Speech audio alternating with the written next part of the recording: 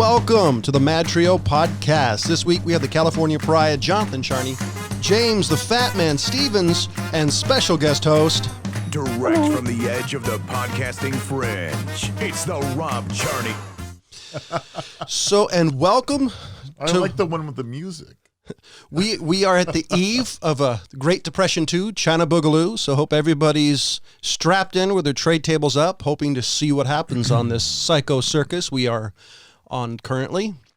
And we are hoping to bring you some entertainment, or at least make you pissed off enough not to think about possibly you're going to die. I think that's the way to actually get somebody to listen to the show, is just, let's just be so freaking far out with everything. We're already controversial. I've already been threatened before. I'm not quite sure if we go farther. I want to go all the way. I really want to get. I mean, you know, should I want to get people? I really want pissed off. That's right. I want to get people so pissed at us that they'll listen. And it's kind of like, you know, come on. So now, is this show rated PG? As much as I cuss? No, I mean, I'm just wondering. I mean, because you know, can I swear? Fuck it, go ahead. I just want to know. I don't know. I mean, we're sitting in it. Well, oh no, I lost my sound. I mean, I cuss. Yeah. I mean, we cuss already as it is, so I wouldn't worry too much. Because John's full of shit, but that's okay. Well, yeah, hold on. Rob's here is just, you know, he's fuddling with the technical problems here. I got carried away with my cord. So. Something incredibly sad. I figured we would try to have all our sad stuff at the beginning of the show, okay. And then we're going to go into the happy ending. You know, it probably a happy ending. It may not work, but we'll see. The last of the League of Their Own's Rockford Peach has died at 101 years old. The last female baseball player, pro baseball player, has passed away at 101. Wow. Damn, that's a good age. I loved that movie as a kid. I've seen it probably 40, 50 times because it was on all the time on TV when I was a kid. We let you watch it. You let me watch a lot more than most parents, so but this is a fairly innocent movie compared to Rambo and, you know, Class of Nukem High. That's true. What's wrong with Rambo? It's a little violent for a little kid to see. Heck, let him see it. But nowadays they just call it, you know, Entertainment Monday or Tuesday or whatever they actually call their standard shows in the alphabet channels. It surprised me. Idea. I didn't actually know there were any of these ladies still alive. I mean, obviously they're not anymore. She's kicked the bucket, but I was really surprised. Trying to figure out her name is Mary Pratt was a pitcher playing on the All-American Girls Professional Baseball League between 43 and 47. Pratt threw left-handed. Pat threw and batted for the left-handed for the Rockford Peaches, her first, playing 24 games for her first season. Next, she transferred to the Canush Comets. So my condolences to her family. You know, she was she definitely grabbed the brass ring, even though they had to play in skirts. I mean, I just couldn't imagine playing pro baseball in a skirt. If you watch the actual movie and the behind the scenes thing, they actually talk about how the ladies who were in the movie got beat the hell playing actual baseball. You know, bruises, scrapes. It's Rosie O'Donnell got hit in the head. Even if that's not true, still doesn't explain things. I'm gonna go with it, even if it's not true. It explains a lot, maybe more than once. So I did want to say something. The reason why I'm a huge fan of Elon Musk, besides the fact the dude's a little. So we're off of League of Their Own, huh? You know, he's apparently Elon Musk is a little yes, odd. But he's you think so. But something. So the Alameda, which is basically San Francisco, where San Francisco is.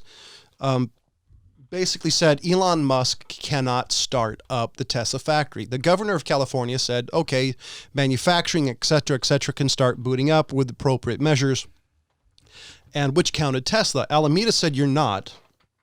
Elon Musk, you know, basically said yesterday, he's like, we're going to do it no matter what. I'll be on the floor. If you're going to arrest anybody, arrest me. And then you had, God, what is her name? She's the Lorenz S. Gonzalez. She was the lady who did the AB5 in California that basically ruined anybody being a not an employee, basically a contract employee or a gig Gotcha. Oh, yeah. a gig coworker. Right. She put "fuck Elon Musk" on Twitter. This is an elected official, which, hey, it's the Trump era. Anything's possible. Yeah. I love his response though. Message received. Good for him. I love this guy, and I love him for multiple reasons, but he doesn't really seem to care, which has bitten in the ass a couple of times. I mean, he almost got kicked out of his own company for smoking weed on Joe Rogan's podcast. But it's hilarious. Well, my understanding is that today, at some time, Musk said, "That's it. I'm going to pull out of California completely." He did. I don't blame him. He said he's gonna shift everything to Texas or Nevada, and if they have anything left in California, it would be up to how his company is treated. And when he said that, Dan Crenshaw, who's a congressman, a federal congressman, but lives from Texas, you basically said, "Hey, come to Texas. Come to Texas." Yes. Nevada basically said the same thing. Crenshaw's a really pretty good guy. He's an ex-Navy SEAL. Yeah. Which is funny because you would think of all the people to talk shit about, a guy who's literally been trained to kill you, you think you would be careful not to... He's a very peaceful man. Well, I think if you did what he did, you would have to be peaceful or nuts. I mean, let's be honest. Okay. Well, yeah, I don't blame any of the major companies for getting the heck out of California, to be honest with you. So I am surprised that Musk wanted to stay anywhere near Silicon Valley for anything. So from what I've heard, he got a pretty nice package, taxes and et cetera, for going into where the building is now. Yeah. And so Nevada did the same thing for the battery plant, and so did his SpaceX stuff. Everybody's been giving him tax breaks. So I think what happened, it was a nice break, plus being near Silicon Valley, I think for Tesla, was really important. I think now that Tesla's actually up and running as pretty much the savior of the electric car, I think now they can move, and I think people will come to him. And if y'all don't know what I mean, they had electric cars around the same era as the combustion engine. Look up, Jay Leno has a 1909 electric car. The idea is old as hell. It's still the battery problem. Yeah. It was the battery problem then. It's the battery problem now. But thankfully, because of Tesla and other things, that they are getting better. If we had stuck with the battery cars back in 1901, when there were a couple of battery car companies coming around, we would never have interstate highways. The distance was like 12 miles. I'm not sure if that was necessarily a bad thing. It was just a little further than the horse. This is true. That's all it was. It was, But would have that been a bad thing? Yeah. But you never know. If we went the battery way, technology could be a lot more advanced than it is now versus combustion engines. But then again, would we have gotten to the moon over a battery? If we were using more battery oriented things versus combustion? I think that would have been an issue. So I don't think there's right now. No, we wouldn't have, because there's no real way that we know of to get to the moon using electricity. Because right now there have been plans to use atomic bombs as propulsion. There was a lot of crazy suggestions in the early atomic age, just to be honest with you. Well, that one's at least, because one of the things I saw is it basically using solar sails and launching a small nuke to create the sail, and you'd be riding the wave. If you protect from the radiation, that sounds reasonable. Well, if you're in space, I don't suppose that's a problem. Radiation is everywhere. Yeah, I was going to say, space is completely filled with radiation. Yeah. I don't know. So how many of you guys like Dee Snider? Here we go. Yeah. Okay. Well, I'm trying to come up, and you guys haven't changed topics. No, you're absolutely right, Jonathan. You haven't given us a chance to change topics. Okay, so what about Dee? So Dee Snider's been talking shit about Motly Crue. Yes. Motly Crue allegedly retired back in 2016. And rightly so. And Nikki Sixx basically said, "We believe that we retired the best artistically way possible." And now they've actually said, "Hey, we're going to do another tour." And Dee Snider, who a man who's never been able to shut up was making fun of it. He said, if you're going to, basically, he said, if you're going to retire, stay retired. He said, I've always called myself a whore, an expensive whore. You add enough zeros, I'll do anything, And Yeah. And that's why I like Dee Snider, because at least he's honest. Like, hey, I'm retired. I'll give you $1 million. Hey, it looks like I'm unretired. Yeah, exactly. That's why I like Dee Snider. Okay. But I don't know. I'm not a big fan of their band, but I mean, they had a few things, but I'm a bigger fan of him. I mean, I guess, I don't know. I appreciate Twisted Sister. I really like some of Kiss's stuff too. Gene Simmons, for example, amuses the hell out of me. Being amused and liking his music are two different things. Well, this is true. Very true. Okay. Well, the Paul Stanley, my favorite Paul Stanley quote is he was being interviewed by one of these Sunday morning shows at his house. And he said, Gene lives a couple of miles down the road and I can see his ego from here. That's about right. And I don't know how the two can stand each other, because if you actually listen to Paul Stanley and then you listen to Gene Simmons, but on the other hand, some of it's got to be shtick, because that's how Kiss became so popular, is they're a giant gimmick who can play. And yeah. And yes, I know as you guys are out there saying, oh, Gene Simmons is a shitty bassist, yada, yada, yada. Have you seen Motly Crue's ability to play? That's not throw sticks here. The only good, really, you got Mick Mars and Tommy Lee. The only good thing about the band. And I'm not, and you can skip the blimp who sings. I really never listened to Motly Crue all that much. I mean, there's a few of their songs that were okay, but for the most part, not a big fan of theirs. But yeah, I'm with you. I dig their best ofs. I really like best ofs, best of the Beatles, I like more than just the best of a Jethro Tull, etc. Just because you get all the number one, all the big hits, and if you want to go into their deeper cuts, it's easier to find now. yeah, true. But I'm a big fan of. It's not like back in the day where you actually had to buy a bunch of albums just to find certain songs. Well, true, and sometimes that was a disappointment. Off radio. Yeah, it was a disappointment. Well, yeah, but were those awful. You stick a microphone up to the little stinking radio speaker and try to record it. Yeah. And then end up getting three quarters of the song because the DJ had a commercial break. Well, he had to come in and make us drop and go in, No. Yeah. And it's like an 8-track, right in the middle of the song. Did you guys hear that Europe has a olive tree disease going on right now? I had heard, yes. Them $22 billion to fight. Yeah, so with the coronavirus and this, yeah, they're screwed. I mean, olive oil and their olive business in Europe is huge for them. Oh, absolutely. It's going to screw them over a lot. I really hope this can work out. Now, we had a grape blight back in the early 1900s, and somebody's probably going to correct me about this. I may be wrong. Maybe it's longer, in which basically wiped out all our grape crops, and we were literally saved by the Italians, who sent over many, many, many of the grapes that we now have, and we pinpoint them to that point. So that's just to say that let's make a trade. That's Olive oil or wine? What do you want?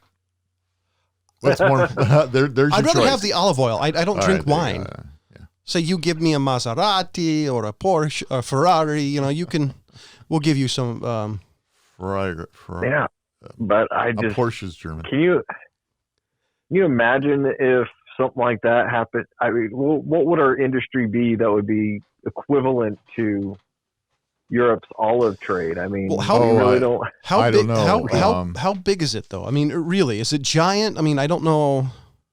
Well, they're looking at where was it? It's already killed millions of olive trees in southern Italy.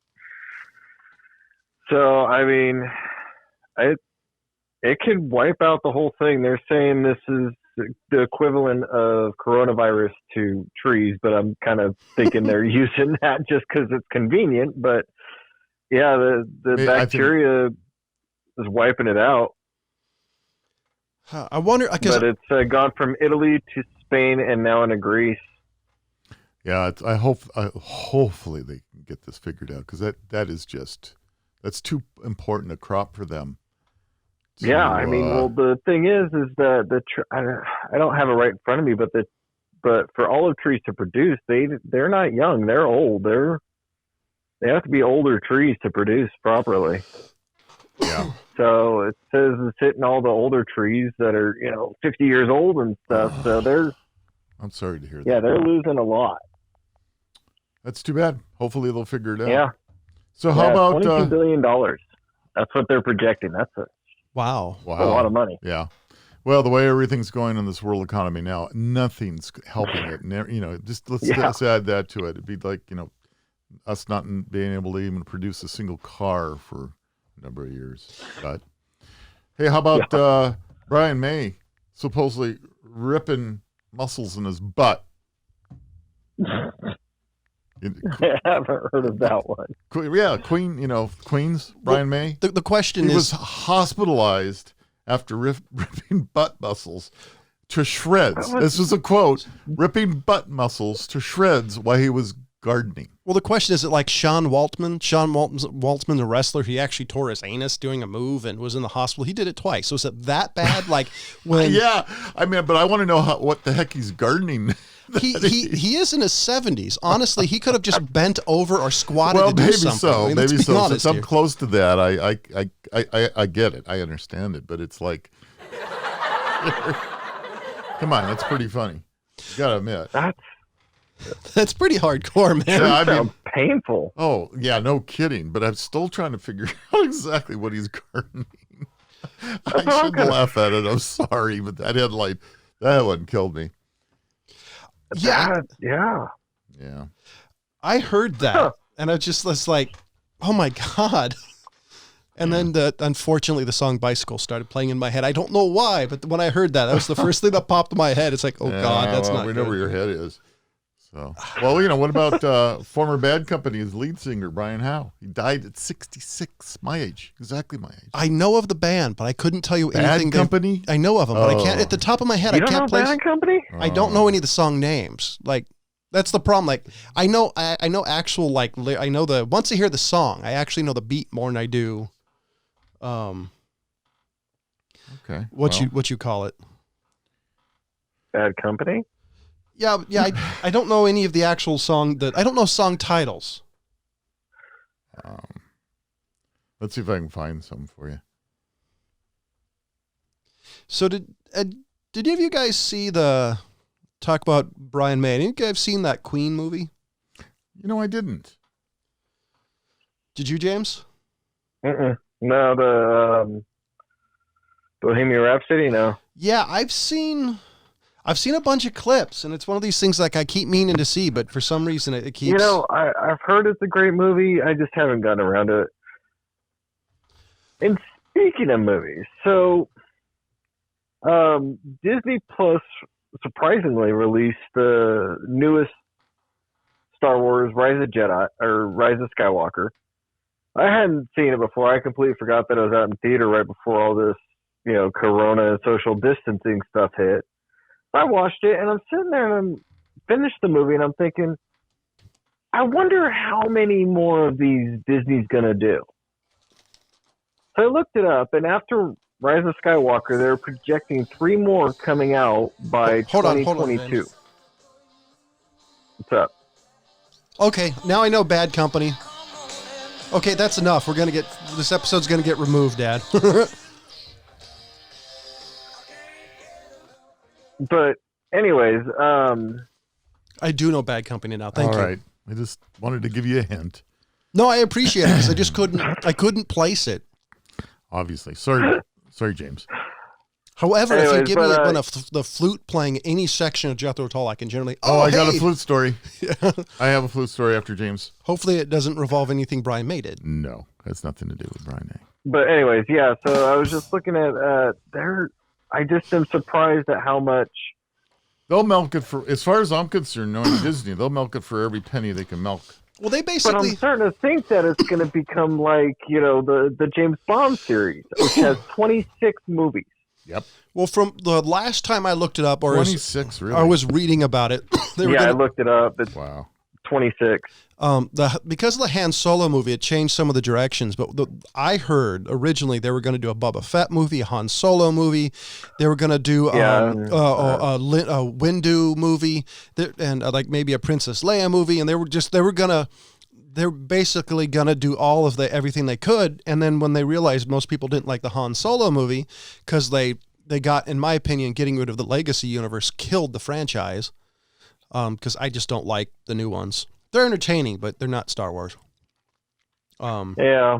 But that's just me. Oh, by the way, just for some information, Italy is a large manufacturer, overall the second in the EU behind Germany, an exporter of significant variety of products, including machinery, vehicles, pharmaceuticals, furniture, food, clothing, and robots. So they are a pretty big manufacturer. So if they're saying food is one of their major exports, it's probably really big. Just for some context, because I have no idea how big olive oil death It's would huge. Be. So it's huge. It's probably a big sector. I mean, I don't know how much you cook, but I mean, when I'm cooking, almost every day I'm cooking now, I'm using olive oil. I like olive oil. I mean, we have, as a country, talking about America, we do rip off Europe's olive oil a lot with just cutting it down, different methods that we use to try to stimulate it. So there's a lot of rip-off olive oils out there, but if you get the real stuff, I mean, it's coming from Europe for most part, but I mean, just the... Well, you know, the United States is huge. It is, but the United States is also we're producing quite a bit of our own olive oil over here. Yeah. The biggest problem, I think, and you said it, is in the processing, because there's a lot of olives being grown, and you know it's got to be processed right and aged a bit, and so there's a lot of difference in that. But, and maybe we'll start exporting the olives. Yeah. What's up? The production of olive oil that comes out of Europe, 63% of it comes from Spain, 17% comes from Italy, 14% comes from Greece. And then Portugal's the other 5%. So those three that are just being hit right now, wow, that's quite a lot. Yeah. And you said that was Europe produces 69% of the world's olive oil. There you go. Wow. Yeah. No. So thank you for some context, because I have no idea. So that's wow. So if we lose Spain, Italy, and Greece, that's a huge dent in all of the world's olive oil production. Well, if we take it, let's take it even further. Let's look at economically in the world. Oh, yeah. We're in a very teetery position right now, economically, worldwide. If we're going to go into a deep recession, or a depression, like it's being talked about, there is a good possibility that we may, because if we don't get our country back working, we don't get Europe back up and working, we don't get Asia back up and working, we're going to have some real problems. Don't forget the subtitle. Oh, yeah. There's another name. It's the Great Depression 2, the China Boogaloo, because China's going to become the winner of this one. If it's proven. Everything I've been reading so far says, besides the fact there's a giant theory that China released this on purpose, right? Purpose being it was a natural incident because of the way it did it, but they let it escape their borders on purpose because they didn't want the only ones to be hampered by it. But everything I've heard that because of the way China does things, because China doesn't care about rights in general, that if there's a depression, more than likely they're going to come out the world's largest superpower, which is, let's put it this way, for people who are freedom-loving people, that's damning. So their inability to produce the products and get them shipped out of that country is going to put the slammer on anything that they plan to be as far as superpower goes, because they need those sales. And now that those sales are being slammed shut, even China is going to have a problem. And they also need raw materials. China has it. And has absolutely. They do have issues getting raw, except for rare earth minerals. That's the one thing they have. They have a large deposit. They could send them our plastics. And we did. However, we still. I know. Then they didn't know what to do with it. They said no. Yeah, But- they finally woke up and went, wait a minute, we don't know what to do with this. However, we still have the world's stockpile of helium. All the helium around the world, 99.9% comes from the United States. Yeah, which we're running out of. Yep. Which is Just depressing. until our super volcano goes off. Well, What happens is we're finally going to find the Nazi base on the moon when they have the helium-3. Everything's going to be fine. Dude, they're in the Antarctic. I already told you this. Well, I thought you said they were in Brazil. No, they fled down to South America, but they also have a base down in the Antarctic. Don't you know these conspiracy theories, John? But where did the moon base come from? Don't you pay attention? they had a moon. They're on the dark side. I love that album. Dark side of the moon. Absolutely. I hate the song Money, but I love the They album. got up there with the Money's Z-Cam. great. Actually, no, it's Time. That's an annoying song. Oh, that's a great. John You know, loves I used Time. to use that as my wake up ringtone. It was with all the clocks. wake you up. Ching, ching, So and all I actually did the same thing. So if you set the Wayback Machine to when I was in high school, I had this home theater and a box kit that you could do the same thing. You can put in a CD, say, okay, CD 1, track 5, and you could tell it what time to start. And I had it up way too loud, and I didn't realize I did that. I almost had an evacuation just by how much it scared me. Because when you're waking up to, it's like, ah! Oh, it scared the ever-living shit out of me. You know, speaking of music we're talking about, I came across this YouTube video of this young, well, I'm going to say young to me. She's probably early 30s, so-called classically trained. I'm not going to judge her by saying so-called. That's bad. Classically trained Alleged. flutist, right? Alleged. Is that flautist? Yeah, or a flautist, depends on how you want to pronounce it, who apparently never heard of Ian Anderson. Oh, yeah. So somebody sent her a video of one of his, unfortunately it was one of his live shows, but anyway, because I would have liked her to critique the actual flute playing on the record versus the live show. But anyway, it doesn't matter. And it was so funny watching her trying to decipher how he was doing things. It's just, he's trilling. That's how he's making that noise, the particular sound. And she's trying to demonstrate what Ian Anderson is doing, and she's failing miserably, by the way. I've seen the video. The funniest part of that video is, like you said, is when she's trying to explain it, and then she's doing what he's doing, and then she looks at the video more, and she's like, no, his hands are up more, and she's trying to explain his technique. She can't figure out his fingering. She's, she goes, how does he do that? And then she has a technique that he does, where basically, it's kind of like rubbing his fingers over the keys, kind of. It's trippy. I don't know how he actually does what he does. It's unbelievable. And she said, I've never known that was even possible.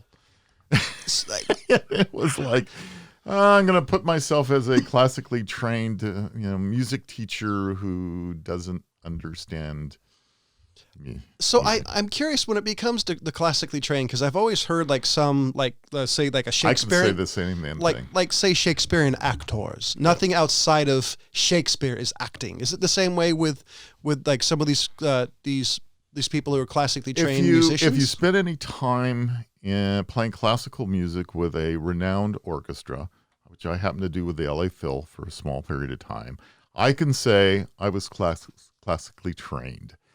Doesn't mean jack shit as far as I'm concerned. It's not your qualification.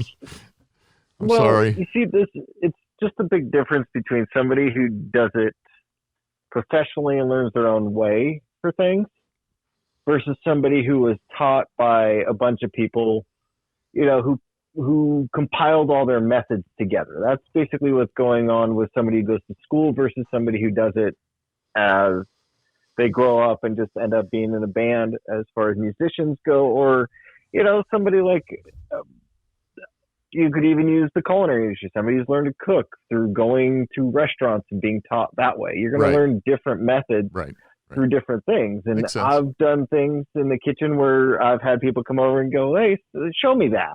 Right. I'm like, okay, so show them. Or, I've worked with people who didn't spend time in the kitchen, but I've been watching something they do that they figured out. Like, I worked with some guys who came up from Mexico, and one of them taught me how to peel a bell pepper a different way than I had been taught before. And I'm like, I like this better. His method was easier. So, you know, yeah. And I've had people come up to me that have been in the industry for 20, 30 years, and they're like, can you show me how you did that with the bell pepper? I'm like, I learned this from a Mexican guy who showed me that this is an easier way to do it. And they're like, that's really cool. And I thought so. And then from what I've heard about Ian Anderson, he's self-taught. So So this is my thought is I wonder if you don't necessarily go to school, if you're self-taught, maybe you don't get stuck in the old trappings of because he holds. If you actually watch him, his fingertips aren't on the actual keys. He's more up on like the middle of your on the pads. Yeah. So what it's crazy to watch. And I may be wrong. I mean, somebody's probably going to listen to this and say this guy's full of crap, but that's okay. My understanding is also that he was watching his daughter, who was learning to play the flute from an actual flute instructor, who was supposedly teaching the correct method of fingering. And he realized he'd been doing it wrong for the last 20 years. And he tried to go back and learn it the so-called proper way. I don't know if he actually ended up doing it or not, but you know, you got to. What cracks me up is that you know the way he dances around and twirls the flute and he throws it all in the air and it's going crazy, and she's just going, oh my God, that poor flute. What she doesn't understand is Ian Anderson buys cheap student flutes for every concert. He has a new flute for every concert, and he just throws them away. They're damaged. He's already beat them up. Sometimes he hits them on things, and he can't even. Does he throw them in the audience like the drummers do sticks? No, he doesn't. He doesn't. Because I'll be honest. Can you imagine getting hit with a flute, John? No. However, I don't think John's actually held a flute. I have, but however, if I actually had an Ian Anderson flute that hit me, that would be cool. Wouldn't it? That would be cool. Granted, I don't know a lot of people who get out of the hospital. Hey, man, you might be able to go on eBay and look up Ian Anderson flutes, and you might find some for sale. Right next to those fake cigarettes. Yeah. Well, because he's the one thing that I'm surprised if you actually watch Ian Anderson, like how he doesn't get blown up. He's dancing. The dude must have the lung capacity of a whale. It's amazing. What? His aerobic. I saw a live thing that he just did like a year ago or so, and he's still doing it. I'm going. Isn't he in his 80s? God, he's in his 70s. I would be huffing and puffing after, the first 5 minutes, let alone 2-hour concert. And I just don't know how he does it. He's unbelievable. So yeah, I just think that's amazing. It's like the, what I've heard about Frank Sinatra, when he originally started singing, he he put his head in a bucket and held his breath. One of the reasons they say he could sing longer than most people is because he really focused on breath control to be able to sing an extra line. The documentary I saw where everybody was 4, he was able to do 5, and he said people were really pissed at him that he had that ability, because apparently most people you get to the end of the 4th, you're like they were jealous of his ability. Well, then they disappeared afterwards. You look at Angus Young from AC/DC, the little boys' school guitarist. I don't know if Rob knows the guy's name off the top of his head. I've lost it. I know who you're talking about, however. But the guitarist, I mean, he's running around all the basically from when they start to when they finish, he's running back and forth and playing his guitar. People don't realize the amount of exercise that they're doing up there. And, the guys have been known to lose, 5 pounds of water because they've sweated it off after a concert, and have to hit back up the electrolytes to get them back up because they're just nonstop. Well, that happened to Meatloaf. And there's a couple other, it wasn't hard for Meatloaf to lose 5 pounds of water. Well, true. I mean, if you actually watch him, he reminds me of a Baptist preacher. Yes, he's constant. Yes. Like he's patting it, but it's pretty amazing. If some of the older guys, you'll actually see with a Pedialyte.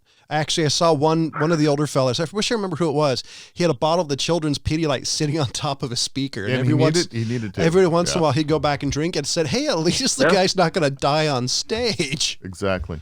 Yeah. I mean, there's people that, I saw something like on a mom's group from way back when on Facebook, saying that Pedialyte's like the perfect cure for hangovers. I'm sure it is. They said that was one of the side benefits of Pedialyte back in the day was, they said it's a hangover cure.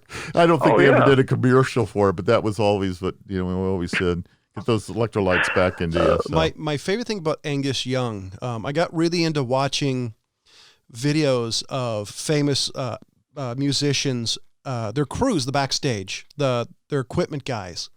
And one of the... You mean the roadies? Roadies, that's it. So this roadie was bringing out Angus Young's guitars, and one of them was rust. If you look at the bridge, there's rust all over his guitars. And he said, yeah, we don't clean them. He doesn't want us to. He says, I'm on tour, don't futz with it. If something really screws up, fix it. Otherwise, leave it alone. And yeah, some of this stuff after a night, like, you could be freshly clean, and by the end of the night, it's rusted by just the amount of sweat this dude has. Oh, yeah. Do you guys remember the old what was it, Riverdance got famous? yeah Michael Flatley. So that guy, I heard it was like 15 pounds that he was sweating. I doubt that, he'd probably die, but I guarantee he probably lost a lot of weight each and every set. I wonder if he has arthritis now. Yeah, I don't know. Probably. Because you think your knees and your ankles, if you danced that style for as many years as he did, you think you would be in a lot of pain. It has to have an effect on your body. It was just unbelievable, the stamina and what they do and for how long, and show after show after show. Yeah.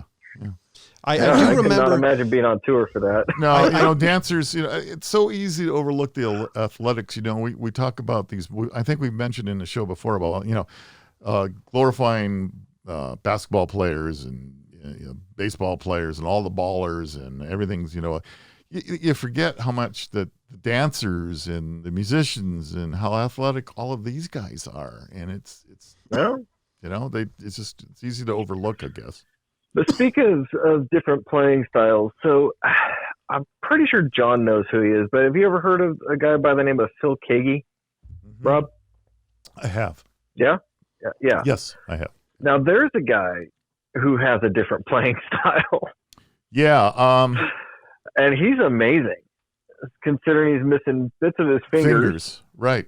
And he's still one of the best guitarists in the world, from what I've heard and from what people have said. There was a YouTube video that I watched not too long ago with, I want to say it was Neil Young talking about him. Oh, huh. And that dude is an insufferable prick. Neil Young? I can't stand him. Yeah. Don't get me wrong, I think he's talented. I'm not a big fan of his music, but some of the stuff, if you listen to him, it's just like, man, maybe the guys from Lynyrd Skynyrd were correct, and they were fans of his. Well, we were talking about egos before. He is right up there with his ego. It's as large as Simmons. The Alls. Yeah. I mean, he really does think he is the greatest of all time. Now, with that said, has he produced some great music? Sure, but so if you're is the best of all time? If you were going to put up lyricists versus some of the greatest lyricists of all time, like Bob Dylan versus Neil Young, I'd be Bob Dylan. And the most amazing thing about Dylan is he can't really sing. Well, you either like his style of singing, but you can't argue with his music writing. Well, see, but it's like, this is an odd comparison, but take Jimi Hendrix, a man who is not known for his singing ability, but his playing, but it fits. His style of singing fits the style of playing. Yeah. And the same thing with Bob Dylan. His weird way of singing fits what he does. To a degree. My problem is I don't know how to listen to a whole album of Bob Dylan. People do that. They do. Are they sober? I don't know. I mean, God love him. He's just not the best singer. I think I would have to be drunk to listen to a whole album. He does do a song called Days of 49, which is actually an old song from the Wild Wild West days. And I really love his versions of it because it has a good pacing to me. But I don't, some of his newer stuff is, newer. Does he have anything newer? Yeah, he just came out. He released a song that's like 17 minutes long, and it's just like this rambling free association music, and I just can't take it. I like his 60s stuff. I like some of the newer stuff than that, but I just can't take him. But if I had his writing ability, like if I could take his writing ability and Dolly Parton's writing ability and just combine it and make it my own, Writability. That's a new word. Yeah, well, I'm impressed, actually. I was thinking that's a good word. We should copyrighted. Right. Is- Right. Because Dolly Parton, she's such a prolific songwriter that if she died today and donated all the rights to some sort of organization, that organization would never have to fundraise again, just by the amount of stuff she's wrote. Like I Will Always Love You is her song. You know, that was it not Tina? Is it Tina Turner for the Kevin Costner movie? Yeah. Did. I mean, so a lot of songs people don't realize she wrote. Mm-hmm. And some of the songs, I don't know if she's performed. I know she did I Always Loved You, and honestly, her version's not the best. I always thought, Tom Petty was a great lyrist as far as it goes as well, too. And he has a strange singing style, too, I always thought. Yeah. Yeah, he does. It was like a laid-back delivery. I mean, not Bob Dylan laid back, but more of a relaxed style of singing. Yeah. Yeah. I don't know. I like some of Neil Young, quite a bit of Neil Young stuff. I don't know him personally. Don't ever want to know him personally. No. I mean, I'm not taking anything away from him. And there's also Simon and Garfunkel too. And Paul Simon has written a ton of songs. I guess the problem is like when you see an interview, you never know where the headspace was in. You never know the moment, so you don't know if he was just having a bad day and he came across an insufferable prick. I mean, I've heard multiple people say Neil Young's a genius, but he's an asshole. But yeah, that's the thing. That's a lot of artists, though. A lot of artists are, great at what they do, but assholes. Well, what's the population in the world? Billion something. Somebody look it up real quick. John, it was like 9 billion last I saw. I want to know, what's the population of the world? So the current world population is 7.8 billion as of May 2020. Okay, so not counting all the people that are dying from corona. But so if you think about 7 billion, let's say 7 billion people. So name 100 artists. Name 100 artists. No. Not looking it up. Not going to Google and trying to get a list. You want me to sit there and name 100 different artists? I'd have to have a piece of paper. Okay, so what I'm trying to bring up is the reason these people have the egos they have is because you remember their names compared to how many billion people out there, and you can't name them. So in some respects, they have a right to have an inflated ego because otherwise, you wouldn't know them from Adam. Yeah, that's true. The only issue, honestly, that I have against some of these artists, and this is just my thing, is it's like the same thing I have against people who play sports for a living. You sing songs, you play a game. Granted, being on stage for 2 hours is incredibly difficult, and the amount of time you're on the road. Same thing for sports players and wrestlers and actors. Yeah. But reality is you're not punching in 9 to 5. And depending where you are in your career as some of these guys, you never have to work again. Now, if you're talking about Metallica in the early days when they were eating a ham sandwich, they deserve a lot of credit for the dues they had to pay. So I give them that, but I just, the ego I've never understood. But I guess, you're allowed to, if you did all that and you've won all sorts of awards. Put it in perspective. Like, that's why I want to know the population of the world. You put it in perspective and it's like, you go, okay, I can kind of understand it to a degree. So Elvis Presley, Bruce Springsteen, the other John, problem too Eminem, is that David all Bowie. the musicians in the background that have helped the particular artist get to where they're at get zero credit. Zilch. Reality is you want to be a songwriter. One of the things that I've pointed out to people, because I used to be when I was preteen or so, I was a Grateful Dead fan. Right. And you didn't know any better. One of the things I point out to people is a lot of people know Jerry Garcia. Yeah, name the others. There was another guitarist that was always with Jerry Garcia by the name of Robert Hunter, who was his backup guitarist, who also did some lead guitarist as well, who was just as good. Right. But nobody realizes that other guitar that was with Jerry, that was really going along and harmonizing with him and doing solos with him, they don't know who he is. Is it? One reason I know who he is because I actually looked it up. Well, for every artist's name that you know, there's tens of millions that you don't. Yeah, exactly. And, you know, I was going to say, John, as far as like you seeing somebody with an interview that you think is just an asshole, like you said, I mean, there's also the fact that you don't know what happened right before the show, but not everybody is as good of an interview as the inside the actor studio guy. Oh, no. Yeah. That's, you know, that's. So, I mean, not everybody's going to be at as ease as James Lipton was able to put people at. Yeah. Oh, no, that's... I mean, you'll see stars in inside the actor studio that are really calm and having a great time and actually having a good conversation. And then you can see them in another interview, and you're like, "What the heck is the problem now?" Well, I mean, that's why I said what I said, because it's really, human nature anyway. So I don't disagree with that. Because you really never know where these guys are. Far as the Grateful Dead, I'm such a tech geek. I don't know any other people on the Grateful Dead. However, I know of the Wall of Sound, which is something they only ran for a couple of years because of how expensive it was to maintain. Which is the one thing I think if I could go back in time, I would have gone to one of those concerts, but maybe with an N95 mask.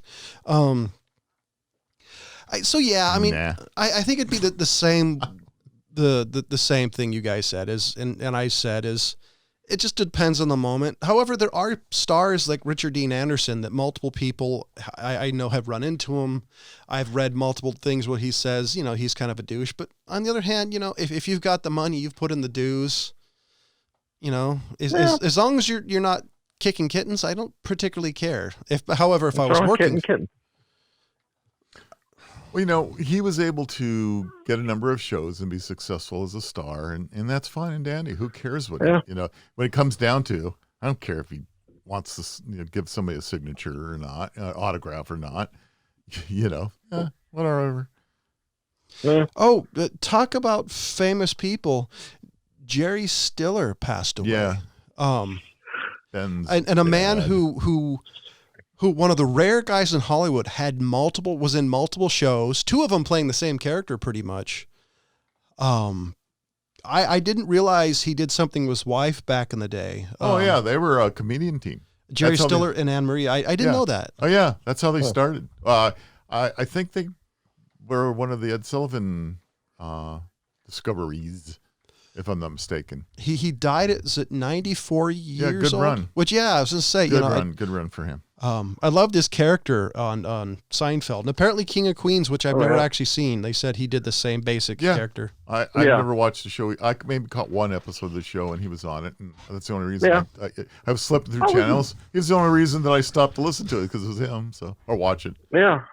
He's always been a great actor. I do remember him King of Queens. Like Bob said, I've only seen a few episodes at best. Never was a big fan. Huh. I was sad to hear that. I mean, but granted, 95. I mean, or 94, 95. I mean, if you're gonna, that's a really good long. That's a great run, and that's enough to your grandchildren get to know you, great grandchildren possibly get to know you. I think that's what's really amazing to get to 95 if you still have your mind with you. Oh yeah. Because unfortunately, so many of us, as we're starting to get to that period of time, our minds don't always help you. Let's just put it that way. And then you decide to run for president. I think some of the issues is the fact that some of these older folks, I've heard from multiple people. I know quite a few people in their 80s. Their secret part of it is says you just got to stay active and be around people. Said one of the issues some of these people have is you know what? But hold on. Let me finish. I'm closer to that. No, he's muting me. All right. Well, I was going to say. Take that board back from me. I mean, but this is what they say. Say for them, it's staying active, not, being busy. It's the same thing as asking a guy who turns 100 years old, what's your secret to turning 100 years old? It's smoking a cigar every day and drinking my favorite scotch. So my favorite one was an older lady. Basically said the same thing. So what's your secret? Staying away from men, a handle of whiskey a day, and I smoke. And she'd been smoking. And she'd been smoking like a pack of cigarettes since she was 20. Exactly. So she would have lived to be 200 years old if she did fucking smoke. So Jerry Stiller's, and then not necessarily when he died, but last year he was worth $12.5 million. They leave his family a decent amount of money. Do you know what amazed me? You or he talked gave about, it all away. What was it? Kirk Douglas, who recently died. He died with $60 million. Every one of his, I guess, his children or grandchildren had quadruple the amount of money. He gave away his entire fortune. And I was thinking about that. But besides all the rumors you heard about him, he was one of the world's famous actors during the golden era of Hollywood. At the end of his life, he only had $60 million. That amazes me. I mean, granted, that's a lot of money for back in the day, but considering like what was it? Robert Downey Jr. got like $500 million or some crazy thing for like the first couple of Iron Man movies. Yeah, because he was such a risk. Yeah, things are just different. I'm just blown away by that. Well, I wonder if Bill Gates is still going on. He many years ago he said he was going to leave his children $10 million. I mean, like 0.000 of his worth. He and his wife are trying to give the money away as fast as they can, and they can't seem to give it away fast enough. And he's trying to say he's not going to leave his children any money. Come on. Bill Gates is an interesting cat because I recently heard, and I haven't actually read into this, that he's into population control. He did. I also understand, and I want to look back on, he had been talking about pandemic problems 20 years ago, and started trying to get the world to wake up. He did. 5-10 years ago, he did a TED talk, but I recently, my thing I heard was he was actually for we need to control the Earth's population, and kind of vaguely sounded like eugenics, and well, that's. Did he talk about sterilization and only one child? Yeah, stuff like that. Because usually every time somebody says population control, they have a highly inflated version of their importance. Because I've had multiple people say that, and I said, "You first." And I said, "Well, what do you mean?" It's like, obviously you believe in controlling the population. I think you need to lead by example. I have said that to multiple people, and they've never had any good response. Because they already have 2 or 3 kids. At that point, we don't want you to have more than one, but let me have my 4 or 5 kids that I want. Talk to the Mormons about that. I find Bill Gates interesting. I don't know I don't know how to take him sometimes because I don't know if he recently said something incredibly stupid or if like the rumor mill got to him, because holy crap, is there a lot of Bill Gates stuff on my social media feeds? Like a lot.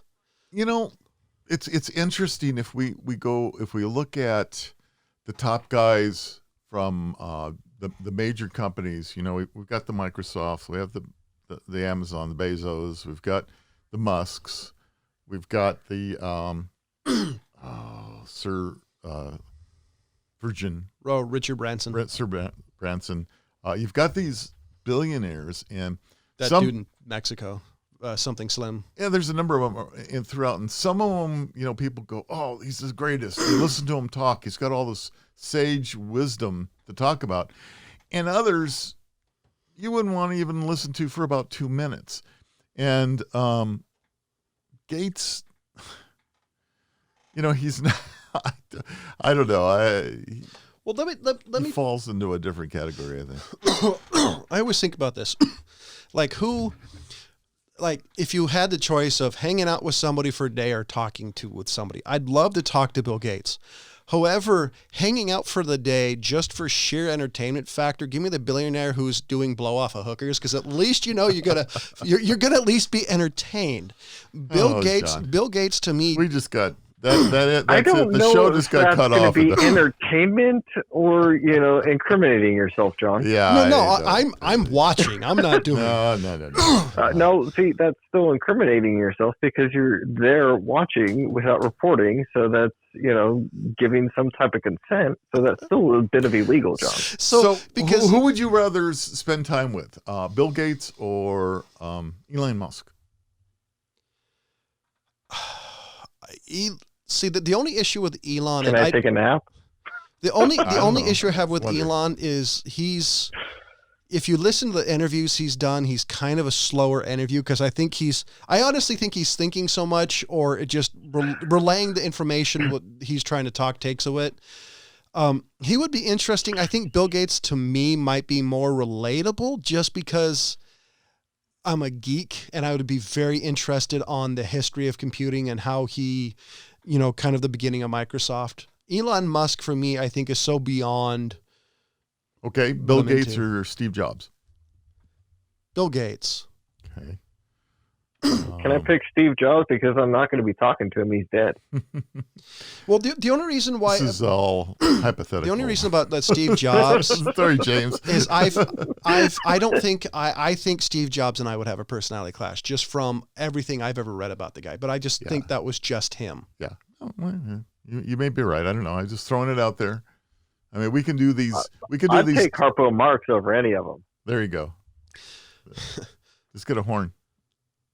But I mean, That's you're going to be Zeppo, entertained and have a great time. Hitler or Mussolini? Oh, God, no. Let's not even, no. I'm out the door. So let me set the premise. If you had a chance to interview to one of the world's most genocidal, insane madman, you were guaranteed to be safe. Nothing would happen to you, but you got a chance to sit down and have an hour conversation. Who would you choose? But it has to be some. What was that? Can I resort to creative interrogation methods? No, it has to be a standard, a standard interview, like a 60 Minutes style interview. Somebody, who would it be?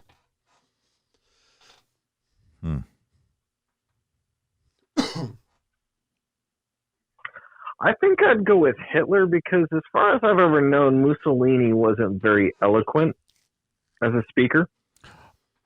He must have been enough to pull. I was going to say in comparison to Hitler as far as it goes. True. Hitler was... I think it would be more of a conversation if it was Hitler than to sit there and try to talk with Mussolini over certain things.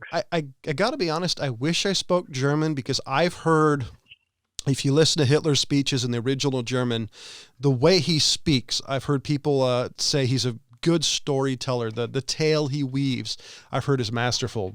And they said because it says if you translate it, you lose some of the storytelling, the way he speaks. I think Stalin would be fascinating to me because he was a genocidal, paranoid lunatic who died of natural causes. I think he would be interesting. And I also, being Jewish, wouldn't want to talk to Hitler. Let's be honest. Hitler had Jewish heritage. Unfortunately, now three of us here have a bone in that. Or Genghis Khan would be fascinating. Actually, no. If you want to go back, maybe Plato. Maybe he was genocidal, though. I mean, like a genocidal lunatic, like Nero. Nero would be fascinating. All right, there you go. You want to go? Or Genghis Khan would be interesting. Caligula. As long as you're not at one of his parties. No. Well, did he ever do anything but? I don't know. Nobody really knows, do we? It's a little bit back there. I've never gone that deep into Roman history. I find it interesting, but not enough to actually dig up, some ancient Roman historian. So you're not interested in hanging out with Pol Pot? I actually don't know enough about him. I know about him, but not. I know he was an evil son of a bitch, but not enough. Let's be honest. We grew up. He was an evil son of a bitch. Let's be honest. We grew up in the era of World War II television, so I know. That's true. Not only do I know more about World War II, it's my favorite part of history. All right. Let's bring it back. How about president? American United States president. Would you want to interview? Ulysses S. Grant would be interesting. I heard he was an ineffectual president, but the fact that he was the president basically after the war, if I remember my history correctly, I think would be interesting. Teddy Roosevelt. That would be interesting. Teddy Roosevelt would be. very interesting. Or Theodore. I mean, not Theodore. The other Roosevelt. The idea of thinking about dropping a bomb. Well, that was the idea of it, but it was Truman that actually did it. Well, yeah. I mean, even thinking about it, though, I mean, you get told as a president, hey, Mr. President, we literally just invented, or we have an idea for the world's most powerful bomb that could potentially destroy the world.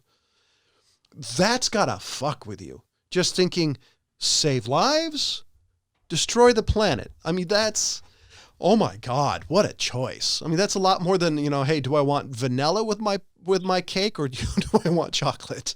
When you look at the presidents, it's really hard to I can think more of back in history than any that I would think of modern day presidents. I think Nixon would have been a very interesting interview. I've always been more into. I would have loved to have sat down with Jefferson. That's the president I would have liked. Jefferson was, Jefferson, Andrew Jackson. If you read Jefferson's writings that survived, they were very interesting, very intellectual, very well thought out. So I think he would be just a great person to sit down and actually have a conversation with. If I wanted to talk to somebody about historical events and things like that, then I'd go for World War I, World War II, maybe some in the Korean War, not so much the Vietnam, just because there was a lot more going on besides just the war. But that's kind of where I'd be at if I was to sit down and actually have an intellectual conversation with one of the presidents. I think I'd go with Jefferson, or somebody from that time period. You know who he's not a president, but a candidate who I think would be interesting to talk to if you could actually get him to stop running for, stop being honest. I think Bernie Sanders would be interesting, just from a philosophical difference that him and I politically are such opposites. I think if you could sit down and have a cup of coffee with him and actually, or kombucha, to actually have a regular, normal conversation, I think that would be fascinating, just on the level of trying to understand it. Because I know a number of people who are way left of Ryan, and they're fun to talk to because you listen to what they say and you're just like, I don't get it. I don't understand. So I think Bernie Sanders would be fun. When did that become a gauge? Way left of Ryan. Because he's the most liberal one of all of us. Let's be honest. It's true. So just for people listening to the show, if you want to gauge it, it's as conservative as me or liberal as Ryan. Wanting to talk to a politician almost seems like an oxymoron to me. As I think back, it's at least modern politicians. Politics is such a weird thing these days. I mean, at one point it was something to be, I think, something to be excited about, proud about, and all that. But nowadays it's like, ew. I mean, modern day politicians, particularly the professional politicians, I can't stand it. It does kind of, I get it. It does kind of remind me of walking behind a horse and stepping on an apple, and you're looking at the bottom of your shoe and just going, ugh. But my gauge for everything, honestly, has always been, would I like to have a cup of coffee? And for the amount of time that coffee lasts, would I enjoy having a conversation? And that's always been my gauge. So that's really helped me. You pay attention to the person, you see the interviews, you read them, and you're just like, no, I don't think this person would be on. And I've seen some Bernie Sanders stuff for me, and I've seen he would be fun. It might drive me absolutely batshit crazy, but he would be interesting. I think Bill Clinton, for his insights in politics, would be fascinating. You know who'd be better for me? Is Ronald Reagan. Oh, hell yeah. Ronald Reagan would have been just super fascinating to sit down and talk with, considering his scope of what he did with his life, from his acting all the way into politics and everything that there. I thought that would be interesting just to sit and talk to him. Yeah. And so that's always been kind of my gauge for things. And it's found for me to be a good gauge. Like, I think Tarantino would be interesting, but it would be alcohol instead of a cup of coffee. Tarantino would drive me nuts. He would drive me nuts, But I think in a movie conversation, if you really got into the nitty gritty of it, I think it would be a blast. Because just to hear, if you say, you're like, oh, this movie, scene 6, this shot, this, and just really break down film would be fun. Because he has such a different point of view from every director I've read. So the only way I can listen to Tarantino is not to have the video on. Sorry, man, but boy, the lights out. Oh my God! If you're in a room with him, the lights are out, or he's wearing a bag. Oh yeah, well, it's just it just couldn't do it. Oh God, what's her name? I feel really bad for the chick who is in Murder, She Wrote, Angela Lansbury. Yeah, she would be fun to talk to. Betty White would be better, I think. God, yeah. Wouldn't that be hysterical? Or B. Arthur if she was still alive. Yeah. Betty White was something else, although she's still something else. I think hanging out with Betty White would be a blast. Would be. You hear nothing but good things from her, and and apparently she's a great interview. And I've watched, Facebook has done a number of clips that you can watch of old game shows, and Betty White was a staple of a lot of the old game shows. So if you check out we're running way late. If you check out Pluto, it's an app where you get to. It's an ad-supported streaming app with a ton of content. MSNBC's on there, American Gladiators, et cetera, et cetera. They have a game show channel called Buzzer, and once in a while they'll play an old game show that she's on, and you're just like, she doesn't get enough credit for how not only innovative but just how fucking funny she is. Oh yeah, she's hilarious. And she's the cleanest, dirtiest comedian I've heard, because I like her comedy because back in the day you couldn't say dirty stuff, so you just had to word it in a way that you're just like, how did it get past the censors? Censors aren't that quick. Well, what was it? Robin Williams said from Mork and Mindy, they had to finally find a censor that spoke Yiddish and a couple other languages because the stuff he would say, they wouldn't catch it. That's funny. So any final thoughts? Anything else to add to the conversation before we... I'm sure we lost the audience about 45 minutes ago, but that's okay. Well, luckily, luckily they can hit pause, grab a cup of coffee, maybe some alcohol, or their favorite vegetable of choice, and come back and enjoy the rest of the show. I know we do have a couple of fans. Good. I do know for sure because they've told me we like your show. And I asked them why, but send us our two fans. And then the conversation trailed off, and John was blocked. What did our two fans send in a question for next week's show, possibly? I'll bug them. I know them personally. That's not fair. You can't pay fans. Who's paying? I just know who they are. So, ladies and gentlemen, for the California Pariah, Jonathan Charney, for James the Fat Man Stevens. Direct from the edge of the podcasting fringe, it's the Rob Charney. And as always, thank you for listening. Bye-bye.